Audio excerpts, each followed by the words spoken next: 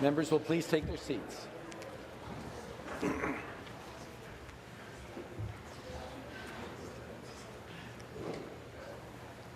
Mr. Calandra has moved third reading of Bill 35, an act to repeal the Keeping Students in Class Act 2022. All those in favour of the motion will please rise one at a time and be recognized by the clerk.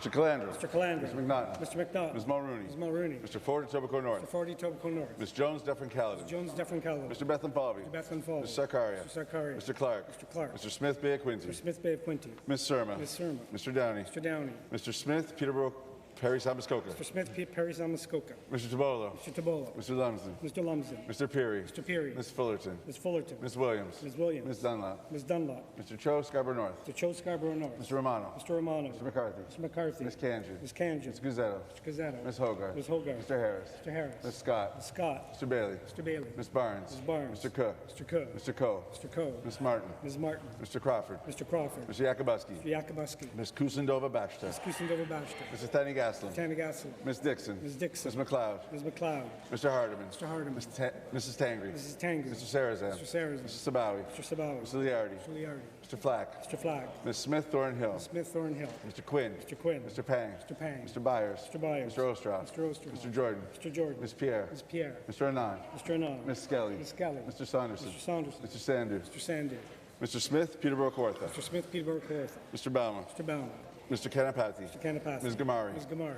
Mr. Brzee. Mr. Brzee. Mr. Babikian. Mr. Babikian. Mr. Jones, Chatham Kent Leamington. Mr. Jones, Chatham Kent Leamington. Ms. Gallagher Murphy. Gallagher Murphy. Mr. Riddell. Mr. Riddell. Mr. McGregor. Mr. McGregor. Mr. Dowie. Mr. Dowie. Mr. Smith, Scarborough Centre. Smith, Scarborough Centre. Mr. Greywall. Mr. Greywall. Mr. Ray. Mr. Ray. MPP Pasma. MPP Pasma. Deputy Jelena. Deputy Jelena. Mr. Vantoff. Mr. Vantoff. Ms. Sattler. Ms. Sattler. MPP Tabbins. MPP Tabbins. Ms. Begum. Ms. Begum. Mr. Mamakwa. Mr. Mamakwa. MPP Bell. MPP Bell. Ms. Fife. Ms. Fife. Ms. Armstrong. Ms. Armstrong. Ms. Taylor. Ms. Taylor. Deputy Monta. Deputy Martha. Ms. French. Ms. French. MPP Kernahan. MPP Kernahan. MPP West. MPP West. MPP Stevens. MPP Stevens. Mr. Gates. Mr. Gates. Mrs. Gretzky. Mrs. Gretzky. MPP Andrew. MPP Andrew. Mr. Bourgoin. Mr. Bourgoin. MPP Glover. MPP Glover. MPP Wong Tam. MPP Wong Tam. MPP Harden. MPP Hardin. Mr. Fraser. Mr. Fraser. Ms. Hunter. Ms. Hunter. Mr. Schreiner. Mr. Schreiner. Ms. Brady. Ms. Brady. Madame Coulard. Madame Collard. Ms. Bowman. Ms. Bowman. Mr. Shue. Mr. Shue. Mr. Shamji. Mr. Shamji. Ms. McMahon. Ms. McMahon. Please rise one at a time and be recognized by the clerk.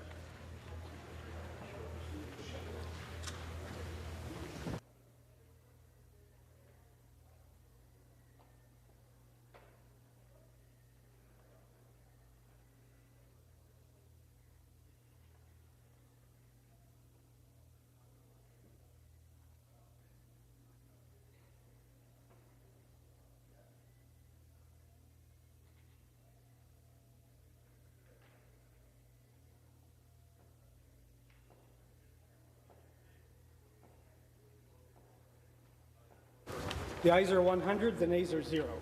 The ayes being 100 and the nays being 0, I declare the motion carried.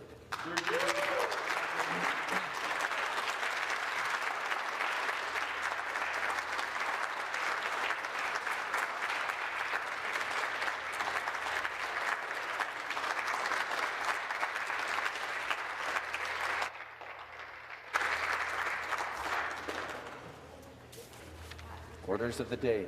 No? Be it resolved. Oh, sorry. Thank you. Be it resolved that the bill do now pass and be entitled as in the motion. Now, orders of the day. Minister of Colleges and Universities. G26. G26, resuming the debate adjourned on November 3rd, 2022, on the motion for second reading of Bill 26, an act to amend various acts in respect of post-secondary education.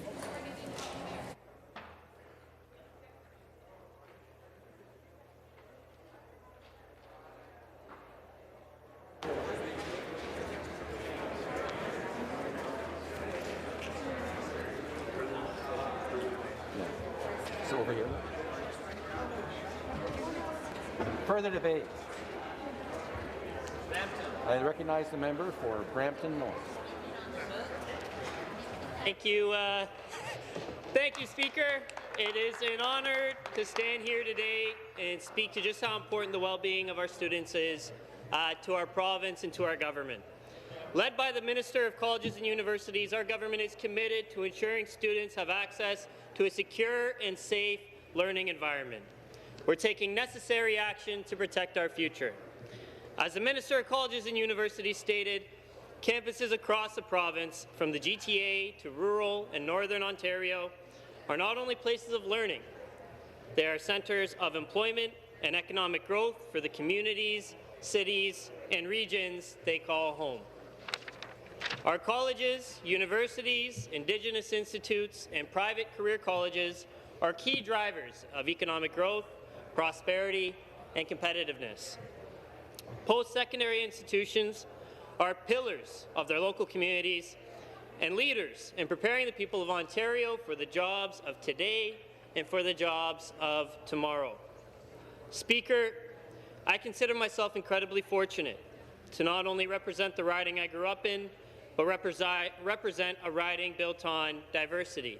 There is nothing the people of Brampton cannot do, and that is in large part due to those that decide to move to Brampton and make it their home. And often, what attracts them is our post-secondary education system. Our system is in great standing on the global stage. Not only has it done an incredible job at attracting international talent, but these institutions constantly produce skilled talent that keep our province competitive on the national and international stage.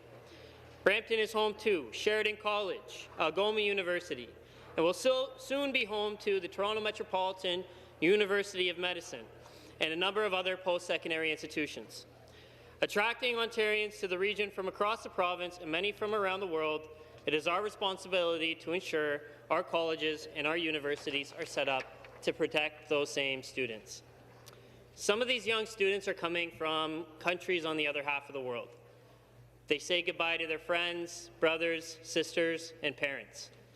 In some cases, they're saying goodbye to their partners and their children as well. They make an enormous sacrifice. Not only do the students make this sacrifice, but also the family of these students who put their trust in our province. They put our trust to protect them and ensure they have every opportunity to succeed. Speaker, we have taken recent steps to strengthen supports for post-secondary students reporting sexual violence or harassment. Our government understands we have to also specifically address sexual misconduct by faculty and staff towards students. That's why we're proposing legislative amendments that would require publicly assisted post-secondary institutions and private career colleges to have specific processes in place that address and increase transparency of faculty and staff sexual misconduct. If passed, these changes would better protect students who fall victim to faculty and staff sexual violence. This will be accomplished by strengthening the tools available to institutions in order to address instances of misconduct against students. For example, deeming sexual abuse of a student to be just cause for dismissal. Speaker, let me be clear. No student should ever have to see the face of someone that commits sexual misconduct walking around this campus. If this horrendous act is ever committed, the guilty have no business near any school or near any campus. Schools need to create a welcoming environment for students, and Bill 26 will help us do that. The students are not dedicating hours upon hours of their days and weeks to fail. They want to succeed. Providing them with a safe environment, as few distractions as possible, will not only help each individual student, but it will strengthen our province. Successful students are successful leaders of tomorrow's workforce. I've said it before in this House. Ontario thrives off its diversity. Ontario is a place where it doesn't matter where you come from, who you love, or how you choose to worship God. Everybody deserves the same opportunity to succeed. We have attracted the world's most amazing people that have helped to build this identity in this province. However, we need to continue to work to maintain the dignity of our system. We have a shortage right now of nearly 400,000 in the skilled trades labor workforce, good-paying, life-changing jobs that we need to fill. I was fortunate enough to recently join the Residential Construction Council of Ontario's third annual Addressing Racism in Construction webinar, where I delivered a keynote address, and I mentioned that If we're going to meet our goal of building 1.5 million homes over the next 10 years, we need 100,000 additional construction workers alone. A lot of these roles can and are being filled internationally. People are bringing their families to Ontario to start a life anew. This is great for Ontario as we also combat the labour shortage, but the shortage is going to get worse before it gets better. Our government understands the importance of attracting international talent. However, it's important to ensure Ontario is a welcoming place for these individuals that in many cases go on to become new Canadians. We need to let them know that their children are in good hands. If we're going to be a welcoming society for people, we need to create a home that makes people feel welcome when they get here. We need to assure parents that their children will be safe in middle school, safe in high school, and safe in their post-secondary endeavours. Attracting this talent includes building the infrastructure to support a sustainable lifestyle, making them feel safe here, and give them every opportunity to succeed. I'm proud of our Minister of Health's recent announcement where Ontario's nursing college can now start allowing internationally educated nurses to practice while they work towards full registration. This should mean thousands of more nurses to support our healthcare system while giving those that are ready to support an opportunity to do so. It's just one change introduced by our government that could potentially help nearly 6,000 active international applicants in Ontario. Bill 26 will also introduce legislation preventing the use of non-disclosure agreements to address instances where an employee leaves an institution to be employed at another institution and their prior wrongdoing remains a secret. This is a change that is long overdue. There's absolutely no reason that any case of misconduct or harassment should go hidden. There should be zero tolerance. That's exactly what our government is fighting for. We are fighting to keep our students safe. Students deserve to be taught by good people and separated as far as possible from crooks. There should be no opportunity for anyone to reoffend. That is out of the question. Speaker, the thought of, quite frankly, a creep lurking around job to job, given their history, is something that sends shivers down my spine. Another key component of Bill 26 is the requirement for institutions to have codes of conduct regarding faculty and staff sexual misconduct. Setting this out in writing should leave no doubt or question on the expectations of faculty and of staff. Speaker, our government has a plan to protect our students so that they can make the most out of their post-secondary career. No student should have to worry about sexual misconduct from staff and faculty. That has no place in our schools and, frankly, no place for anywhere in our province. All post-secondary institutions have a responsibility to provide a safe and supportive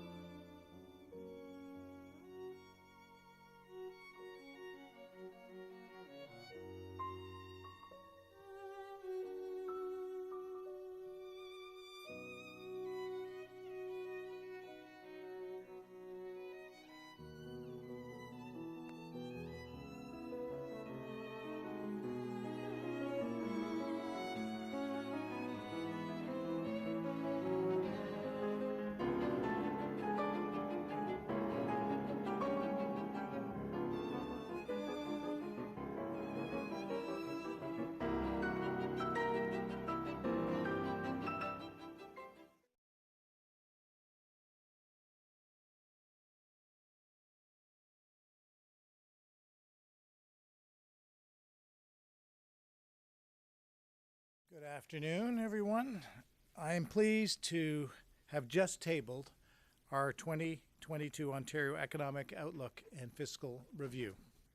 As I mentioned in the legislature, Ontario, like the rest of the world, will continue to face economic challenges in the months ahead. Our 2022 Fall Economic Statement highlights our first ever progress report, the significant progress we have made on our plan to build. We are also advancing our plan with new targeted measures to rebuild the economy, address labor shortages in this province, and keep costs down for families, businesses, and workers. L'énoncé économique de l'entente 2022 met en évidence, dans notre tout premier rapport d'étape, les progrès remarquables que nous avons réalisés dans l'exécution de notre plan pour bâtir.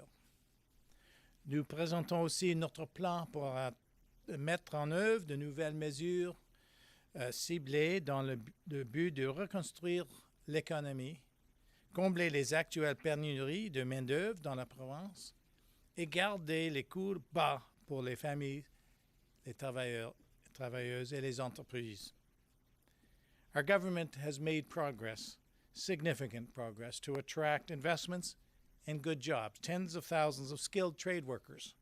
We've attracted infrastructure and built infrastructure and put money back in people's pockets. To advance our plan, we are keeping costs down. We are going to continue to extend the cut to the gas and fuel tax to December 31st, 2023.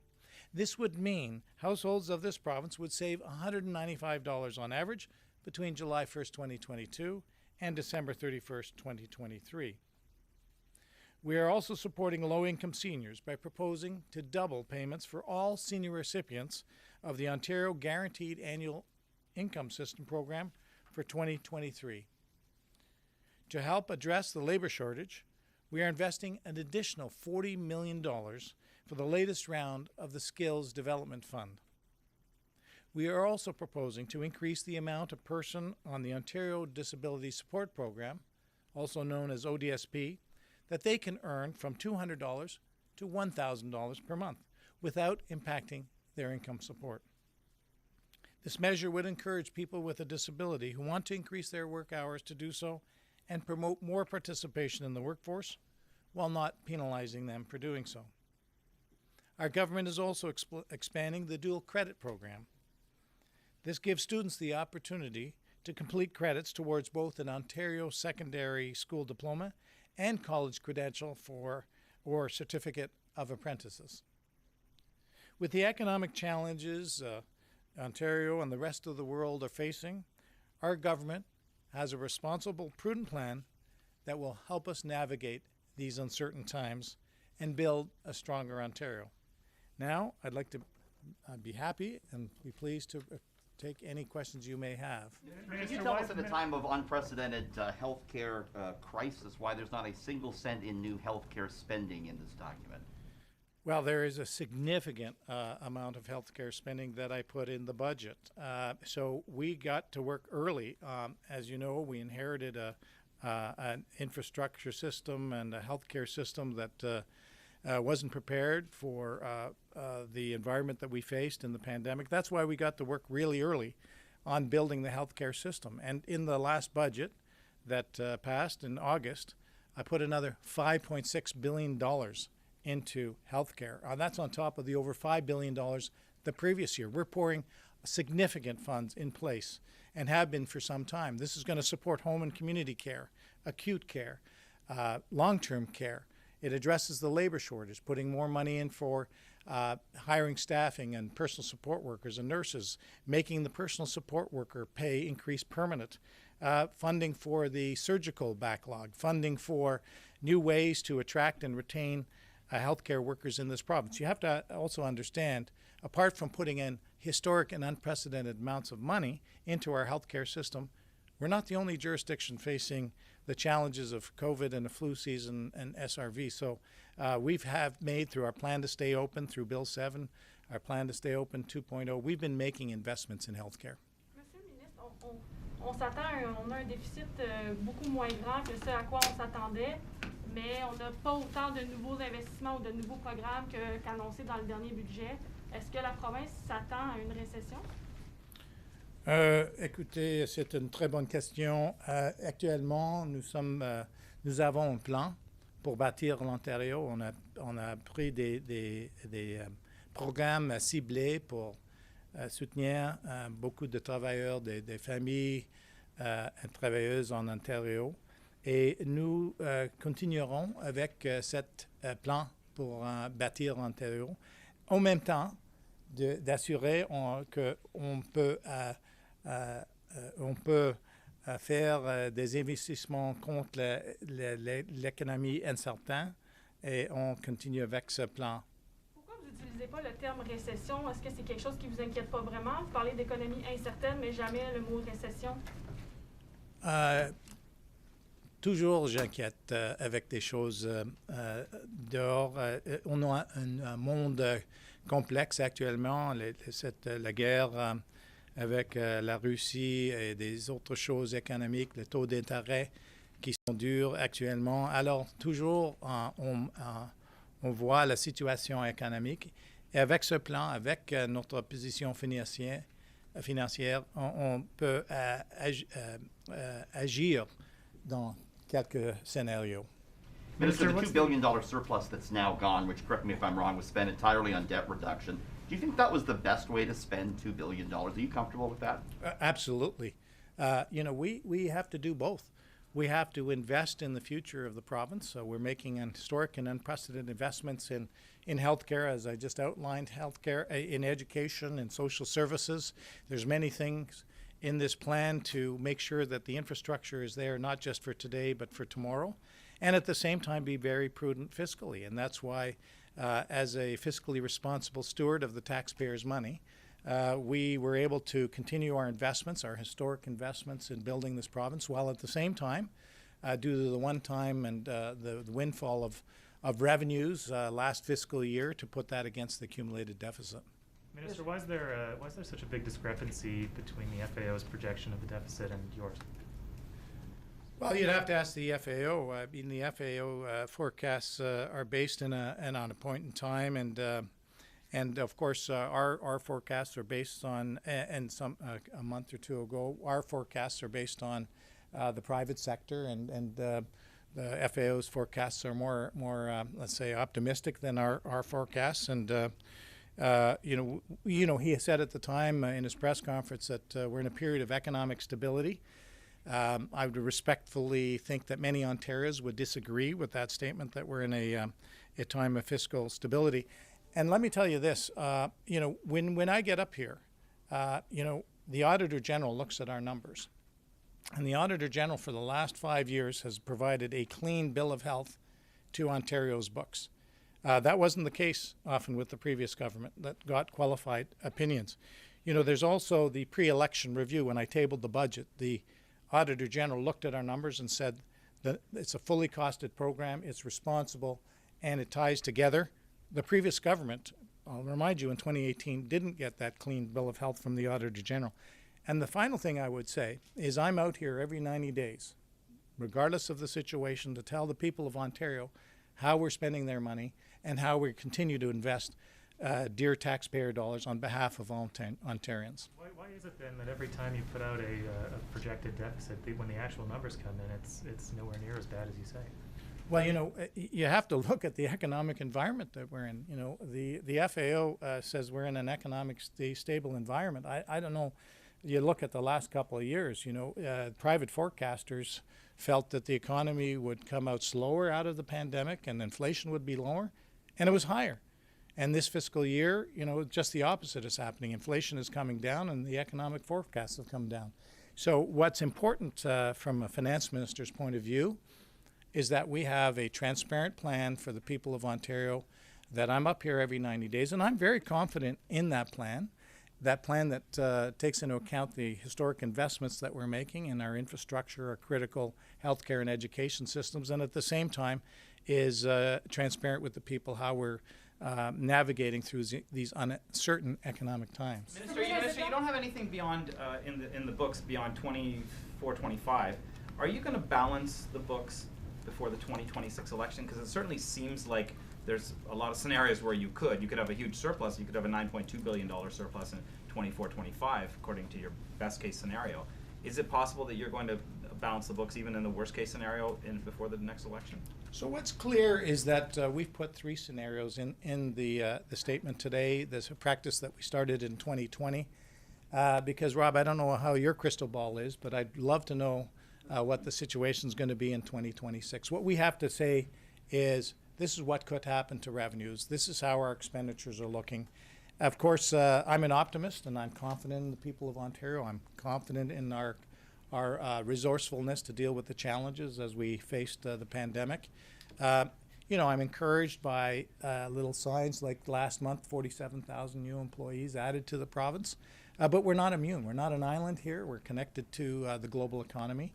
And so what I can assure you with full predictive capability is that we'll be out every 90 days updating the people of Ontario. Mr. Could you explain these energy credits? I don't understand it at all.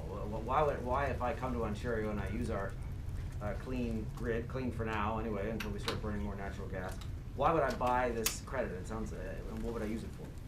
So this clean energy credit system that we're incorporating will really allow companies who are using clean energy. By the way, Ontario produces 94% of our electricity emission, as you know, is low carbon emissions. So we have a good track record here in Ontario. We got to get to 100,000. That's why we're 100% of clean energy on our electricity grid. It's a number of companies that come to us that want to invest in Ontario say, I want to get credit for using clean energy. And so this will be a registry that allows them to produce their stats for clean energy and green energy, and will give transparency so they can report to investors how they're conducting their operations. So I don't understand what, like, they're going to pay for this to be on a list that says they're in Ontario. I mean, I can't understand what this thing is. So this will allow them to disclose their amount of energy they're using and which components are clean and green, which allows them to give transparency to the marketplace. They will have an opportunity to tell their investors what they're doing, and they will have an opportunity to sell those credits if they so choose. But to the administrative side of the program, I would refer you to our great Minister of Energy, Todd Smith. So like cap and trade, are you going back to cap and trade? No, we're not going back to cap and trade. But what we are doing, because we have such a green footprint in electricity production, is to make it transparent and put it out in a registry. And at the same time, I want to also let people know that Ontario leads the country in the issuance of green bonds. We have a great footprint in this province, built up over a long period of time to support a green economy, including taking cars off the road by building public transit, by having a nuclear footprint, by having infrastructure in place, projects that are green. And every time we do that, we can issue bonds. And we're setting records in Ontario on behalf of Canadians in issuing green bonds because those projects exist here in Ontario and that we can fund. There's been no change in the investments that are being made in the environmental space in Ontario between this FES and the last FES, beyond some power things. And I'm wondering if you're putting any additional financial weight behind addressing the climate emergency in this province. Well, yes, we're doing a significant amount, and I would argue there are a number of initiatives. Let me start with the investment that we made along with the federal government in the Dofasco steel manufacturing plant in Hamilton, which we're converting to a electricity arc furnace, which will take coal production of steel and make it this clean green energy from electricity. Shovels in the ground started in October, so we're getting that done, and that's the equivalent of taking 1 million cars off the road each year. We also made the announcement of the small modular reactor in Darlington, which is the equivalent of 300,000 homes lighted up with clean energy. And we've recently announced that we're looking into, through the Canadian Nuclear Safety Commission, the opportunity to refurbish Pickering Nuclear Station, which is in my riding, which represents 14% of all of Ontario's electricity. And I'll note that Mark Carney, who's doing a lot of work on the green side, said there's no path to net zero without nuclear. And Ontario was very fortunate to have world-class assets in this province, but also has world-class engineers and boilermakers and people who are expert in refurbishing. So we're doing a lot of things, and clearly we're going to continue to do more. Minister, why is the main affordability measure then a continuation of the reduction in the gas tax? That's not going to take cars off the road. No, but you know, while we're becoming a manufacturing powerhouse in electric vehicle, our intentions are clear. We want to be the center of North America for electric vehicle production, and we're getting the investments. I noted in my remarks $12.5 billion of investments into electric vehicle production and battery production already in this province. You also have to recognize that many people right now need to drive to get to work, to take their kids to school across this whole province. And now is not the time to increase those taxes at this time. Why are housing start projections going down? And what will that impact have on the goal to build 1.5 million homes? You know, I've been around for quite some time. Markets go up, markets go down, economies go through cycles. And right now, because of the inflation that we're seeing, the highest levels in 40 years, central banks around the world are increasing interest rates. So I think the higher interest rates are having some impact, which is why we need to continue our plan to find ways to get those homes built, not just in the next year, but over the next 10 years. You know, I'm the son of Hungarian refugees, and I remember meeting 3 of my great-grandparents. So they escaped during World War II.